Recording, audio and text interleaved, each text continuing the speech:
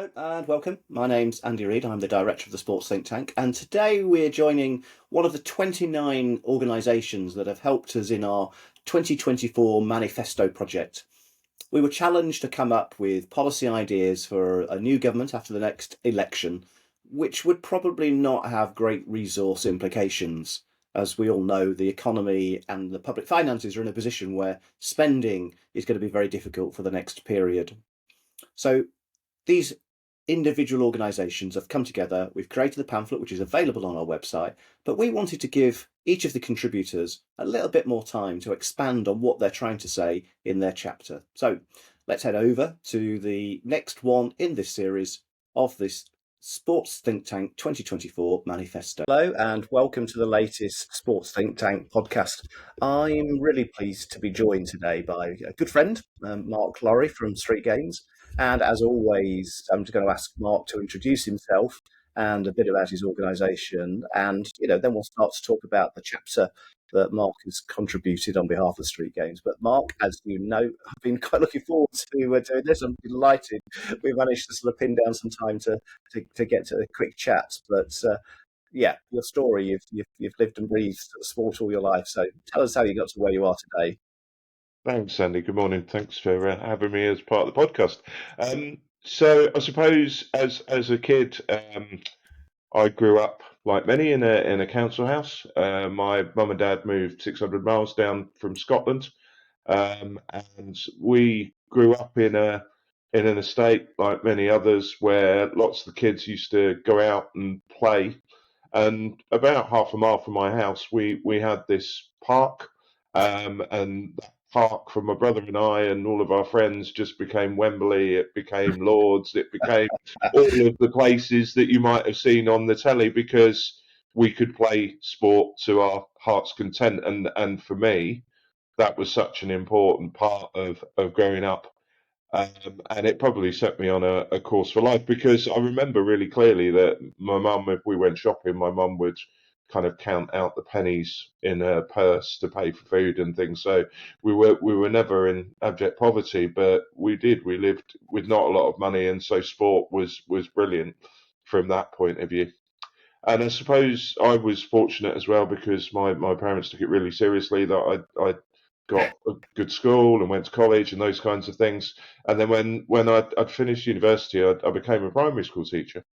And as a primary school teacher, I did my training in Birmingham, and I saw there kind of first hand in the schools in Birmingham, some of the poorest schools in the poorest communities in Birmingham, again, just how much difference sport makes.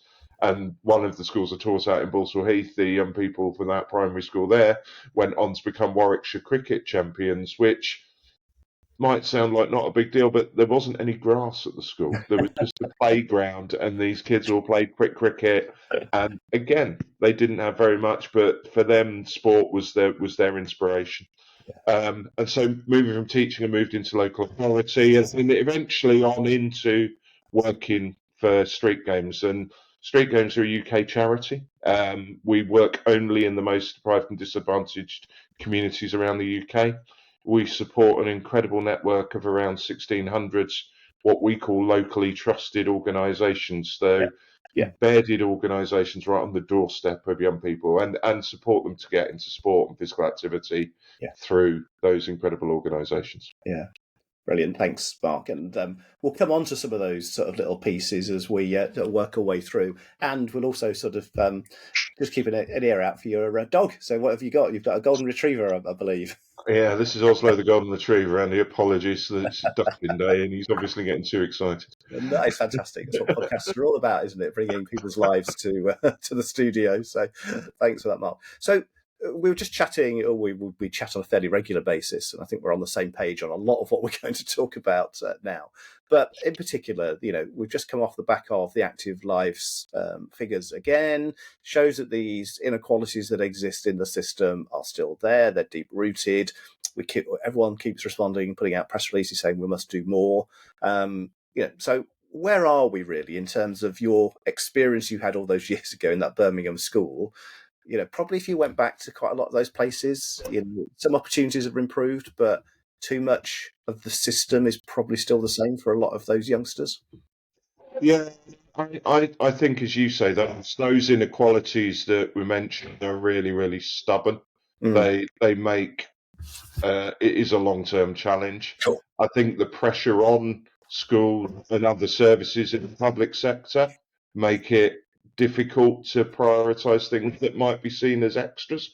Yeah, And even though, from my point of view, sport is a fundamental and is a right for young people, it's not something that's an extra.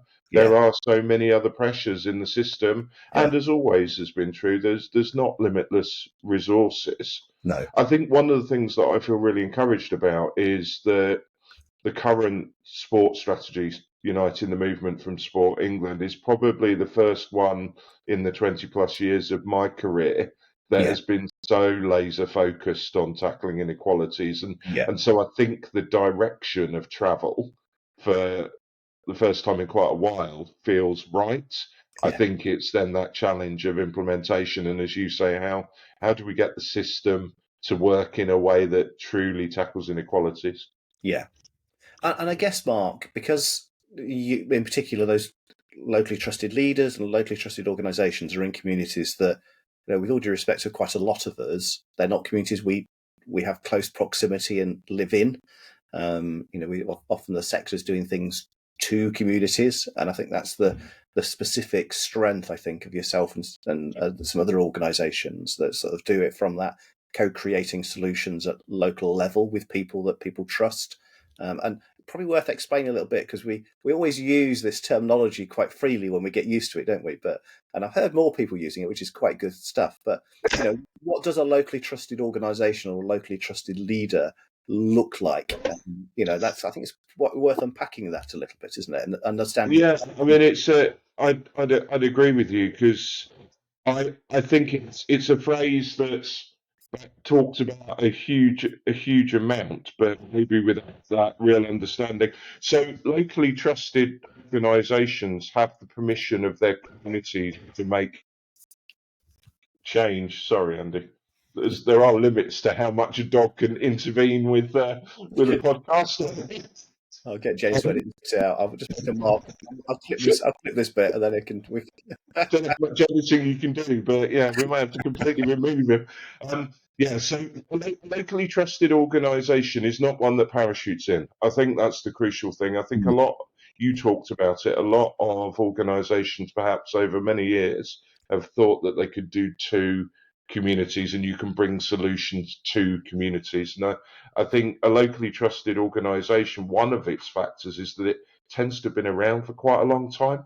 Yeah. So it's an organisation that people know about and that everybody, different parts of the community, from the older generations to young people, recognise it as a feature in their neighbourhoods. And the people, the adults who work for it and with it or volunteer for it, will not only be there when they're running a sports session or running an art session or running something of a community activity, they'll also be visible around the community. They'll be going into the local shop, they'll be walking past the park, they'll be around the school, they'll be, and I think that embedded nature of these organisations is the reason why, as StreetGames, we've never tried to deliver anything directly in communities. We've said from day one, you just can't really do that because one of the biggest factors in all of this is the trust word. Mm, And communities like the ones we're talking about, as we know, have got consultation fatigue from being asked however many times what they need to support them to have better lives. And they therefore have a little understandable cynicism about mm, people turning up with a great new solution to all the challenges that exist for them. So that that ownership of a locally trusted organisation by the local community, that permission to operate that comes from being around for a long time, that real empathy mm, with the people who live in the area, and not in a deficit sense. And I think this is one of the real. I was in Nottingham actually last week at one of our locally trusted organisations, and it's a challenging area. There are mm, lots of issues going on with community safety, but there's such a positivity and pride about the mm. area where this particular organisation is based, and you can see the young people are proud to be part of their Yeah. club. And yeah, it's not, the data tells us it's challenging in these areas, Yeah. but very often the locally trusted organisation is a real sense of pride and energy and keenness to improve what's going on.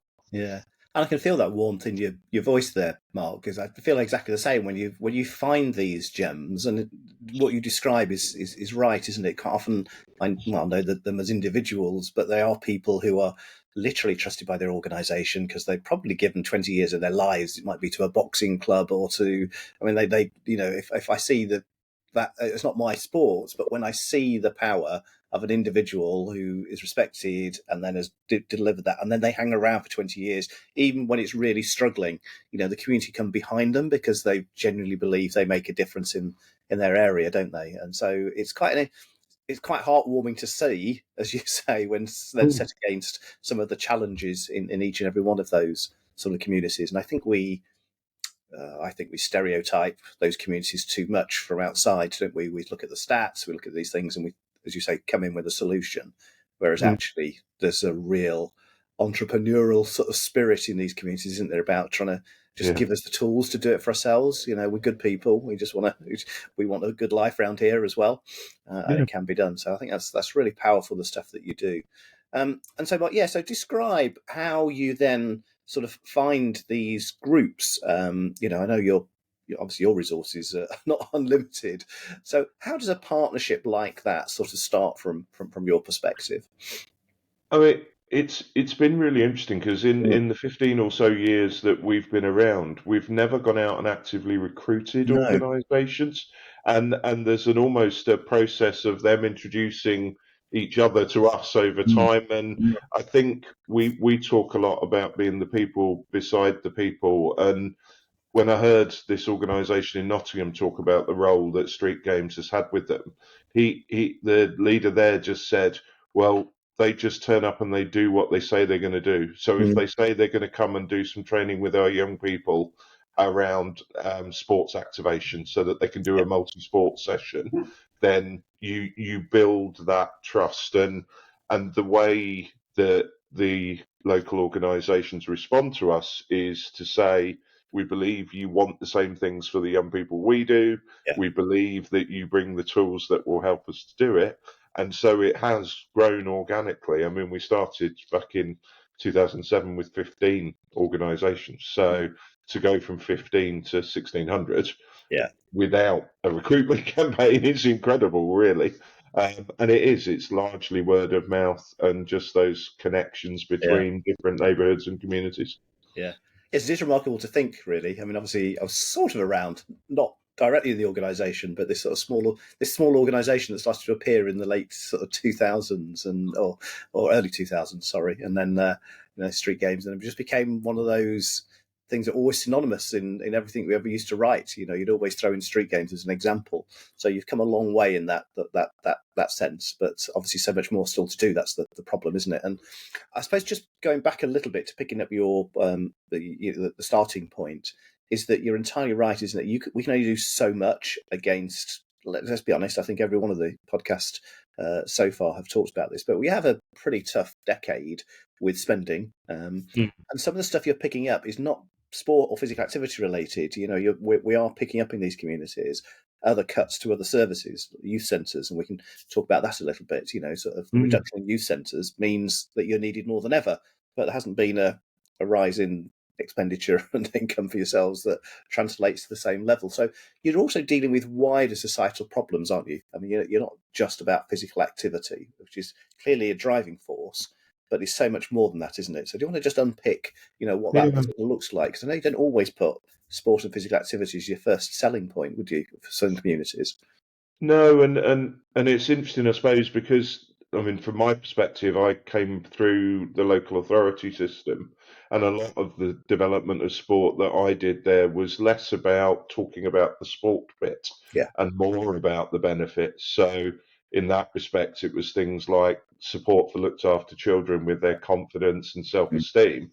So, I think what we sometimes don't do well enough as sport is, even for middle class players of sport, stop and think about what does it Mm. offer us We Mm. just get on with it. We love it. We do it. We play it. We get on with it. But when we start to talk about confidence, self-esteem, agency, Yeah. teamwork, discipline, all those things that sport bring, that assist with everything from attending school Mm. to obviously improved mental health, and that's a scientific Mm. factor now. So a lot of the work that we've been doing before the COVID pandemic, the incidence of poor mental health in deprived areas was 3 times higher Yeah. than in more affluent areas, and that's obviously got worse.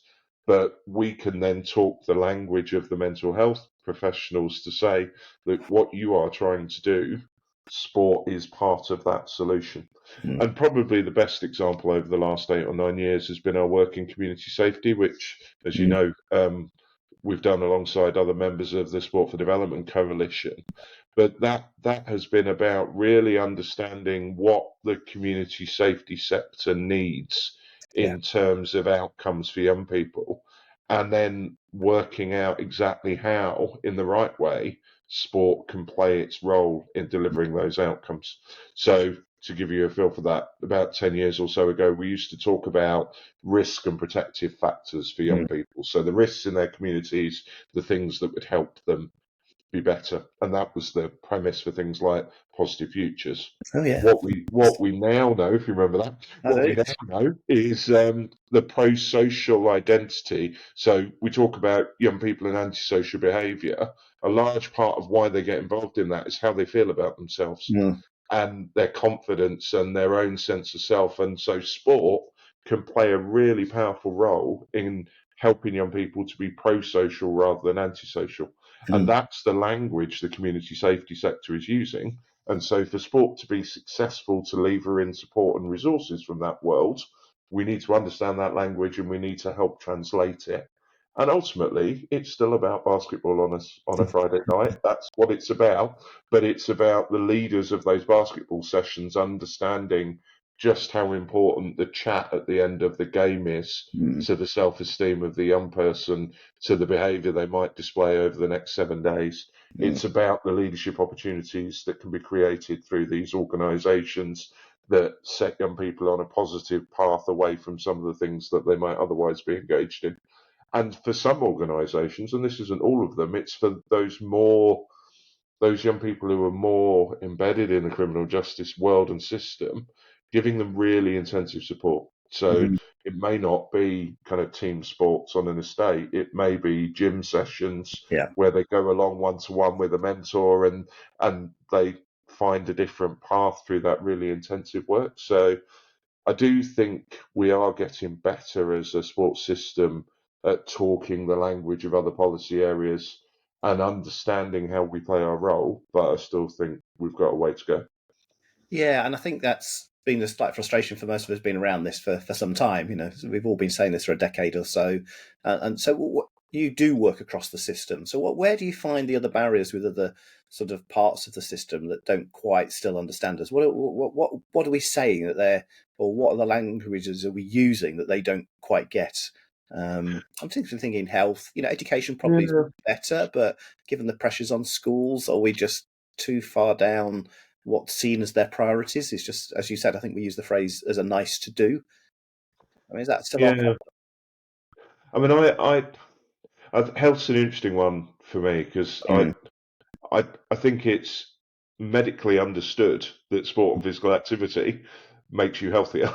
Yeah, So we all know about the chief medical officer's 60 minutes for children and 150 minutes a week for adults, 60 minutes a day for children. yeah, And yet, the challenge with health, I think, is shifting to prevention. yeah, So within the chapter within the manifesto, I think we made a bit of a reference towards the Demos paper on the preventative state, yes, yeah, and actually the the health system is a fixing system rather than a prevention hmm, system, and that makes it really challenging, I think, for sport because sports almost all of sports benefits is in the prevention space. mhm, Yes, there are things that can be done around rehabilitation, mm, cancer rehabilitation, heart operation rehabilitation, but to unlock the power of sport, the shift in the health system has to be to prevention.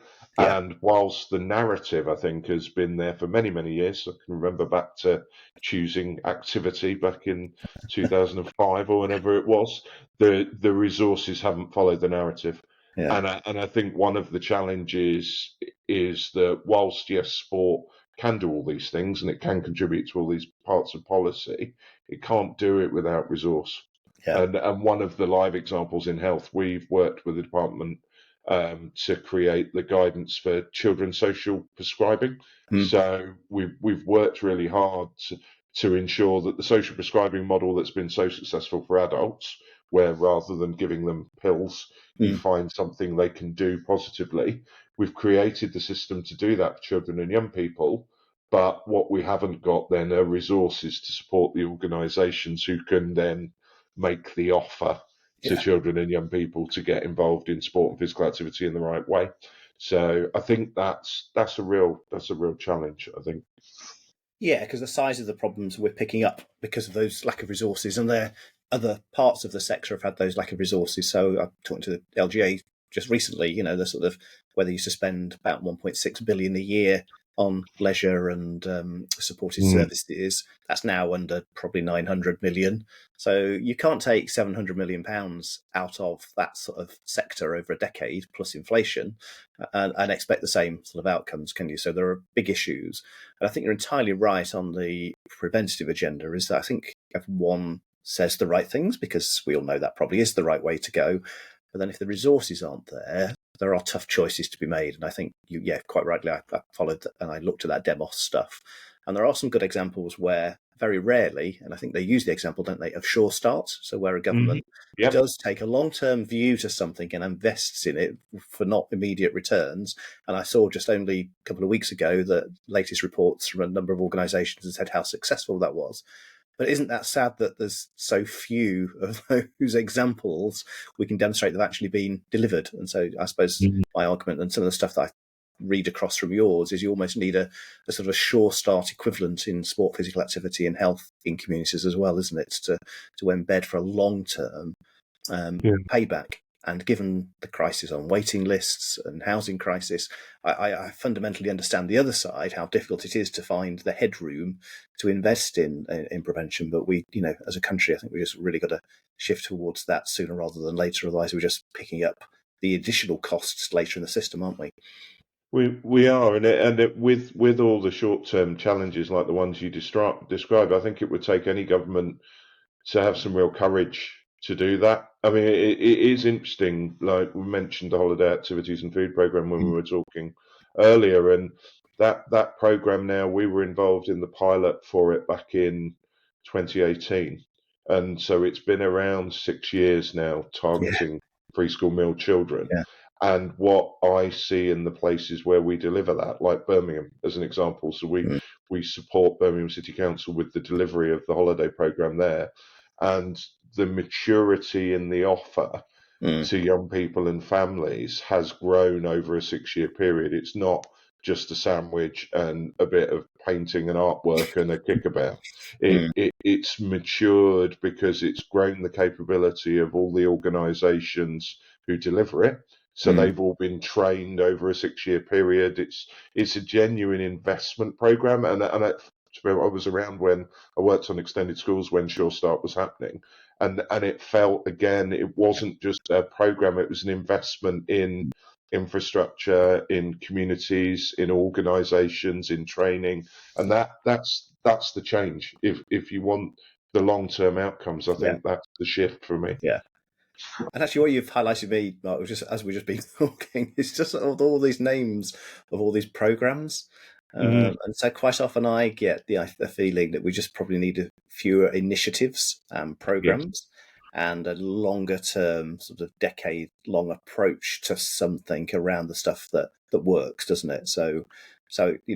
But our funding doesn't work like that, does it? I mean, I know, obviously I know you work, we're talking about education there and half. I mean, just trying to ensure that it wouldn't be great if you knew there was another 5 years of half funding sort of guaranteed. Same with us in the schools, the premium, like waiting each year till past the deadline where you might need to send redundancy notices to your staff and others that are involved in that. I mean, that might be one fairly reasonable solution. I really think so, because I think the other thing is, if you have that, the nature of the organisations who deliver things like HAF or the people who deliver the PE and school premium Mm. is not to be complacent if they've got long-term funding. Yeah. It's to use that long-term funding to scaffold other things that they want to do.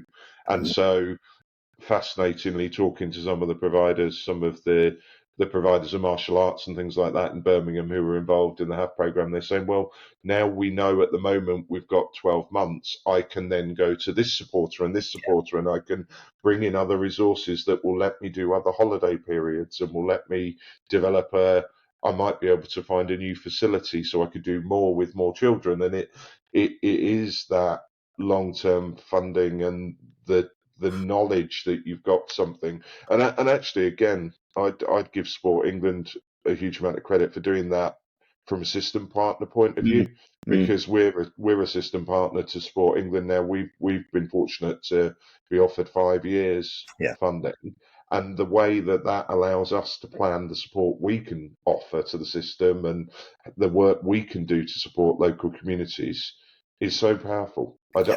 I don't see it as a weakness. I agree with you. It's a strength if we can Yeah. Yeah. find ways to have longer term funding arrangements. Yeah, and actually, that's a really good positive to take from this little bit, isn't it? Is that there are organisations like Sport England. I know there'll be lots of people who got lots of moans and criticisms, but actually, this is a genuine shift. As by the time when we tried to move in government to 3 year budget cycles, which felt quite revolutionary, you move from the annual cycle. So if you get somewhere between 3 and 5 years, it does give enough certainty, doesn't it, to not building too much complacency, because I think there is always a danger, isn't it, once you think you're inside the system, everything's Yeah. sorted. So there is check and challenge that's needed and constant reform. The world changes, so we need to be agile and adapt and be innovative. But at the other end, you don't want people scrambling, spending most of their year trying to get next year's funding in place all of the time. So that's a big change. But also, let's go back. I mean, one of the great things listening to you, I get to listen to you lots of times around talking about your experiences, and I think it's awe-inspiring because you talk about just levels of poverty in these places. I don't think a lot of people understand. So the stories of families of children, 2 or 3 children turning up, being able to afford even the Yeah. pound. I mean, I think it's worth you just describing sometimes some of these communities and what life looks like. Yeah, I mean, I always struggle to believe it myself some Yeah. of the things that we're seeing now. I mean, certainly over the last couple of summers, had more and more organisations saying they've had children turning up without shoes for Mm. sessions, or with shoes that are so old they've not got laces anymore. And it's such at one level you'd think it's such a simple thing, but we've all seen the news stories about choosing between eating and heating. Yeah. And that is a reality for some of these families. There is no money for additional activities, and Mm.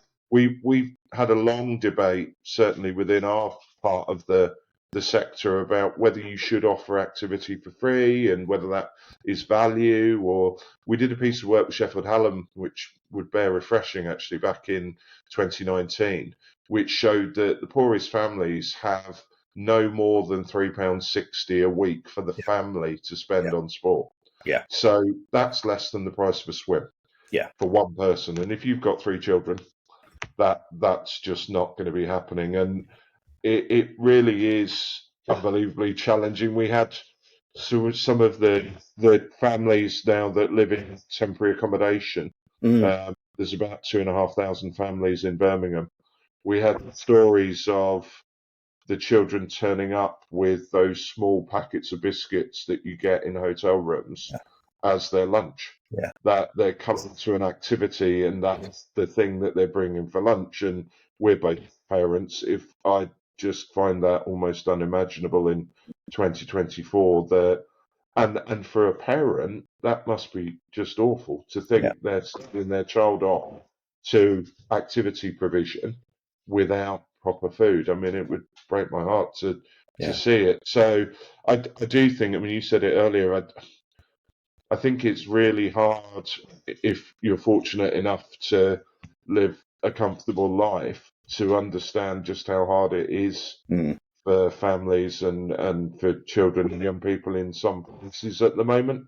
Yeah. I find myself having conversations where people will say things to me like, "Oh, but there's no poverty around here." Yeah. And even I live in a fairly nice area. I live in a fairly middle class area now, but just up the road, there's an estate that would be very similar to one that you would find in a Manchester or in a Birmingham or in a London, and people are just oblivious, Mm. and that's not their fault, but it's very hard, I suppose, to make the case for tackling inequalities on big numbers Mm. sometimes, because you can say, as I do often, there are 4 million children in the UK now living in poverty. Mm. But that's an impossible thing to get your head around in some Yeah. ways. But when you meet a child that turns up without shoes on to the first session of their holiday provision, you understand what that really feels like and Mm. looks like, I think. Yeah.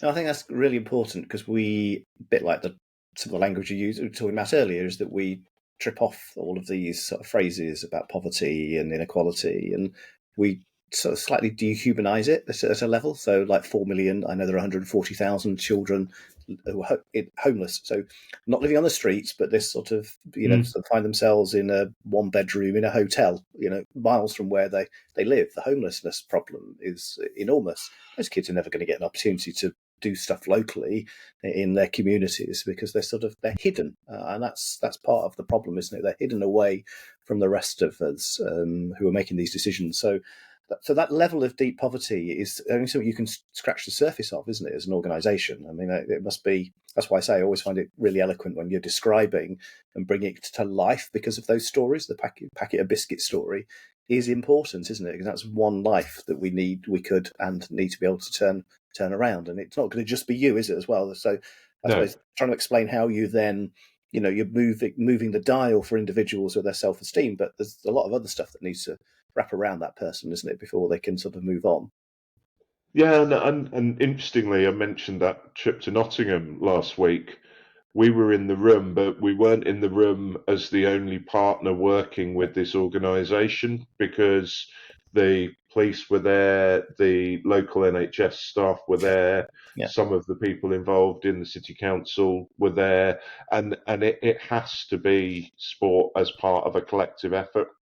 Like sport, the interesting thing I think about sport is that even for young people who are living in poverty or are homeless, it's something where they choose to do it. Mm. It's not something, there are so many parts of their lives where they have to go to school or they have to see their social worker, or there are lots of services that are intervening with young people and all trying to do a great job, don't get me wrong, but that opportunity to go and play sport is a sense of control, it's a sense of freedom, it's a sense of fun.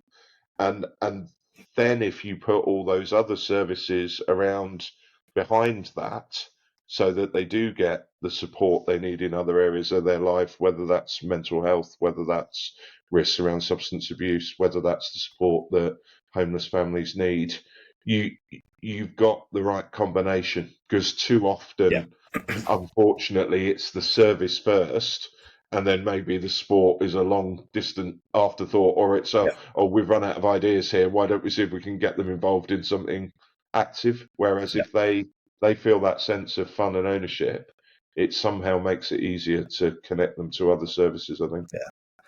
But also, Mark, as this is always a self-reflection on the sector itself as well, isn't it? This is sort of like not a criticism, but I think imagine some people too often think that sport itself is the solution.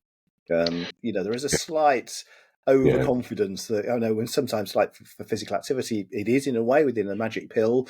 We think, and if the Nelson Mandela quote that's trotted out all of the time, but it's not enough in itself, is it? I mean, that's why it's important to pick up on this point, isn't it? Is that yes, the sense of fun doesn't need to be lost, and it is a gateway for people, isn't it? It's sort of like come to something that's not forced on them. We can have a bit of fun, but it's then the wraparound, isn't it, that helps them people yes, sort of, so it might improve their self-esteem, which might lead to them probably doing a little bit more in education, or it might be it takes them in a different direction through their physical activity. But I just wonder sometimes if the sector gets its minute role in this complex web of solutions, or just sometimes thinks, yeah, let's do sport. Oh, well, there you go. They're happy now. On they go. Yeah. Yeah. There's always a risk, isn't there? I mean, we love it, all Yeah. of us do, but I worry about the evangelical aspect of it Yeah. because it isn't a cure for all ills by any means. I mean, I think in the context of things like poverty, it's never going to have an impact on the structural nature of poverty, Yeah. but it makes life better Yeah. if those are the conditions you're living in.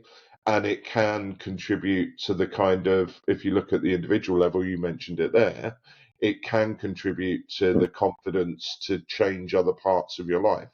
Mm. So it doesn't ensure that you get GCSEs and A levels and go on to have a good career and a good job, but it can put you in a place as an individual where you're more confident. I mean, the number of people you hear who say, if it wasn't for sport, I wouldn't have got through school. Yeah. I mean, that those people who are not attending school, and you mentioned young people who are homeless, it may be that sport is the start of a journey back to something more constructive. Yeah. We've done lots of really interesting work with young youth leadership, and we did a full-time volunteering program for a while where young people who weren't in education did 6 months with an LTO.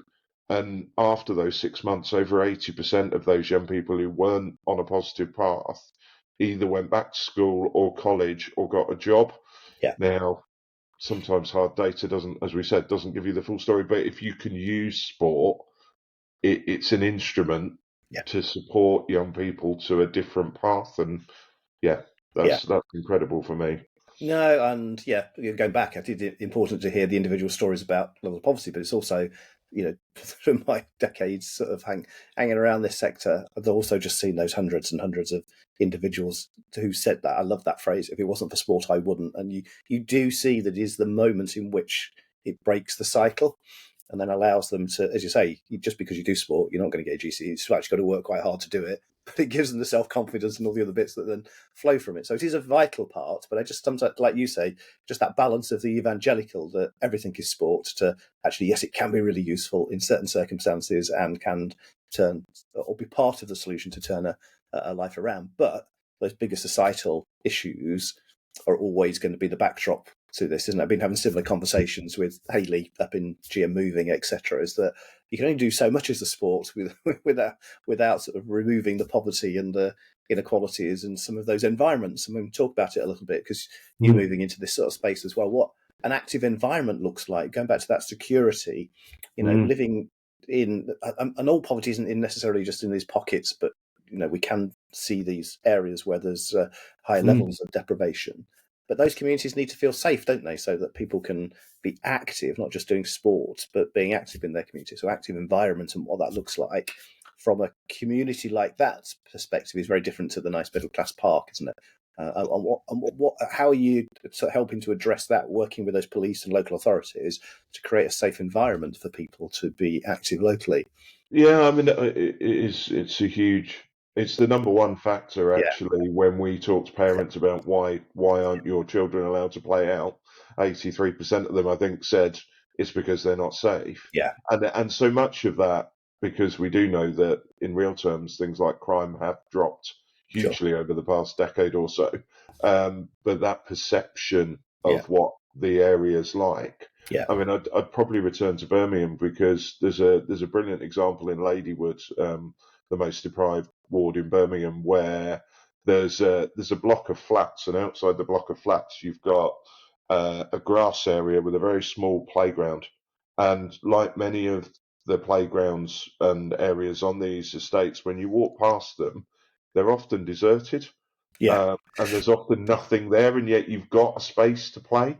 yeah, And just by providing some form of structured activity within that active space, so having a person there who's going to run some sessions or just be there as a leader of whatever activity's happening, what we found was not only did the children come out of the block of flats, but then so did their parents.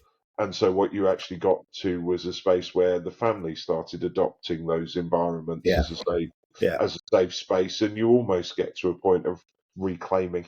You can design some of that in, undoubtedly. You can make games areas better lit. You can reduce the scale of Sure. fencing so that people don't feel threatened by it. But ultimately, the safety and trust element of whether people will let their children play out are often based on the person Yeah. who they know, if they go, will be the positive, trusted Yeah. role model rather than the one that they may meet round the corner Yeah. if they don't go and play in that space. So. Absolutely.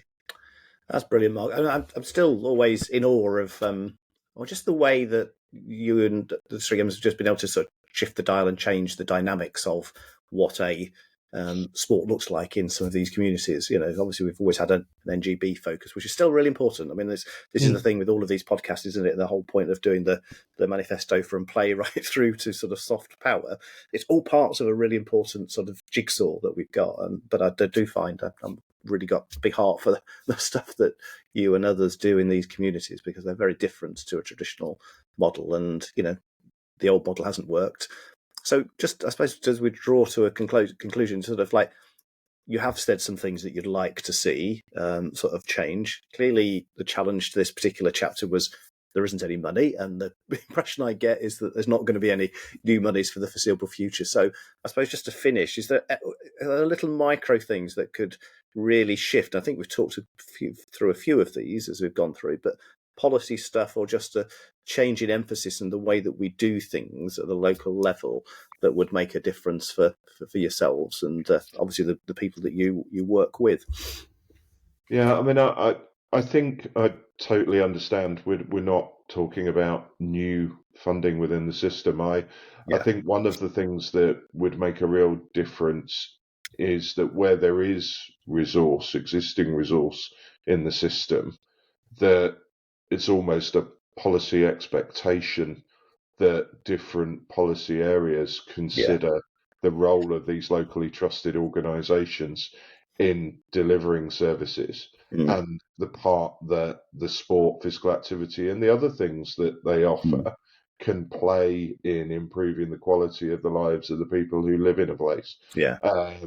And I think too often it's easier to go with a much larger provider who has got much larger governance structures and all those kinds of things when you're commissioning, rather than to commission organisations that are going to get Yeah. right to the heart of this, because it's harder. It demands. I mean, it's in some ways that's the role StreetGames inserts itself in, is to be Mm. between the commissioner and these local organisations to give assurance Yeah.